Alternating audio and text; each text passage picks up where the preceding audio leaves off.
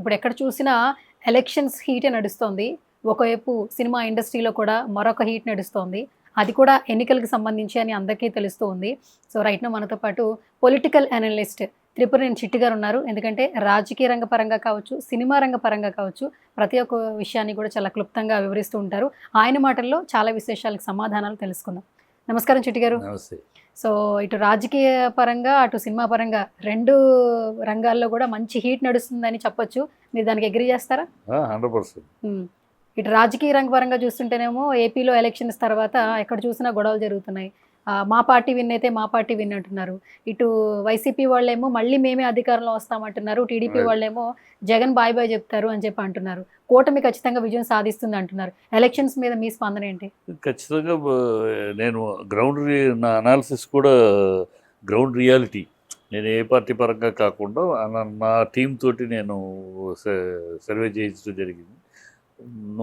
ఖచ్చితంగా 600 అయినా 200% వైఎస్ఆర్సీపీ 115 నుంచి 120 సీట్లు గెలుస్తుందని నా సర్వే నేను అన్నిట్లో ఇచ్చాను. బాగా వైలర్ కూడా అయింది. దానికి ఫోన్లు కూడా వచ్చినాయి, కొంతమంది వేరే ఫోన్లు వేరేసాం. ఎందుకంటే కారణాలు ఏమిటంటే, ఎందుకు వైఎస్ఆర్సీపీ అంటే వైఎస్ఆర్సీపీ ఏదో 5 ఏళ్ళు బ్రహ్మాండంగా పరిపాలించేసిందనో ఆహా ఓహో అనేం కాదు. ఓకే, వైఎస్ఆర్సీపీ ఒక 5 ఏళ్ళు, అందులో 2 ఏళ్ళు కరోనా వచ్చింది, 3 ఏళ్లలో 3 ఏళ్ళు పరిపాలన. కరోనా వచ్చినప్పుడు కూడా కొంచెం ఏదో బాగానే కాపాడుకున్నారు.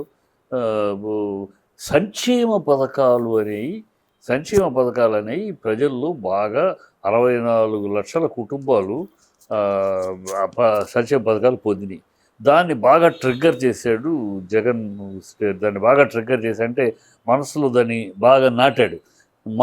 నా ప్రభుత్వం వల్ల మీకు మీ కుటుంబంలో మంచి జరిగిందంటే నాకు ఓటు వేయండి అనే విషయాన్ని బాగా నొక్కి నుంచి ప్రజల్లోకి, అంటే మామూలుగా ఉన్నాడు, అవును నిజమే కదా పాప, ఎన్నేళ్ళుగా ప్రభుత్వం ఇచ్చి అన్నీ తిన్నాం కదా, ఓటేకపోతే ఎట్లా అన్న మనసులో ఆలోచన బాగా రేకెత్తిచ్చాడు.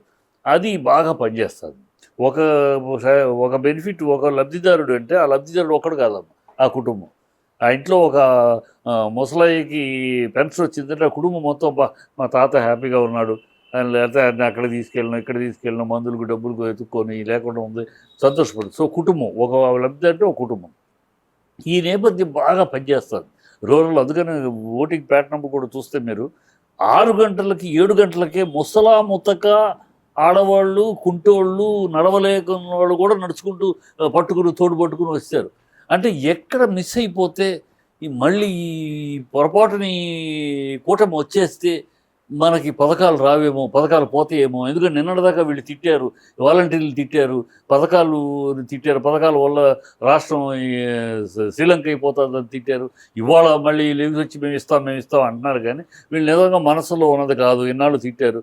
వీళ్ళు ఈ కూటమి వస్తే మనకి ఇన్ని పోతాయి, ఈనాళ్ళు ప్రజలు పొద్దున్న 6 గంటలకు ఇంటికి లేపిచ్చే ఇవన్నీ పోతాయి. మళ్ళీ మనం గతంలోలాగా క్యూలు కట్టుకుని ఎండల్లో నుంచుని అవస్థపడాలి అని ఎవరి కాళ్ళు ఒక్క ఓటు కూడా బీరిపోకూడదని పరిగెట్టుకుని ముతక ఆడవాళ్ళు వాళ్ళు బాగా వచ్చారు. అది సింబల్ ఫర్ వైసీపీ. ఎందుకంటే వీళ్ళ కాంబినేషన్ ప్రజల ముందు అంగీకారం పొందాల. ప్రజల అంగీకారం, ఆశీర్వాదం లేదు వీళ్ళ కూటమి. ఎందుకంటే వీళ్ళు ఎందుకు లేదు, నిన్నటిదాకా చంద్రబాబు మోడీని తిట్టకుండా తిట్టే, నిన్నటిదాకా బీజేపీ చంద్రబాబు తిట్టకుండా తిట్టే, నిన్నటిదాకా పవన్ కళ్యాణ్ చంద్రబాబుని లోకేష్ని నా తల్లిని తిట్టారని ఆవేశంతో మాట్లాడే.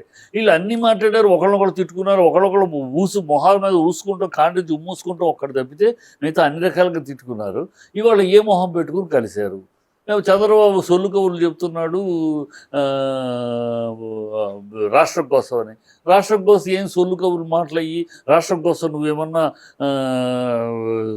స్పెషల్ స్టేటస్ హామీ తీసుకున్నావా? నువ్వేమన్నా వైజాగ్ స్టీల్ ప్లాంట్ హామీ తీసుకున్నావా? నువ్వేమన్నా వైజాగ్ రైల్వే జోన్ హామీ తీసుకున్నావా? నువ్వేమన్నా కడప స్టీల్ ప్లాంట్ హామీ తీసుకున్నావా? నువ్వేమన్నా దుగ్గిరాజుపట్నం హామీ చంద్రబాబు మోడీతోటి హామీ ఇప్పించావా? హామీ ఇప్పించలేదు. సో హామీ ఇప్పించకుండా రాష్ట్రం కోసం అంటాం ఏంటి? సో ప్రజల్లో ఈ కూటమికి అనుమతి లేదు, ఆశీర్వాదం లేదు, వ్యతిరేకిస్తున్నారు. సో తద్వారా అతనికి ఈ సంక్షేమ పథకాలు అతన్ని దాటిస్తాయి.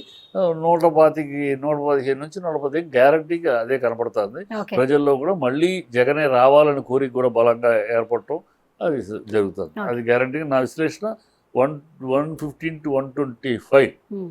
గ్యారంటీగా అది మళ్ళీ జగన్ అధికారంలోకి వస్తుంది.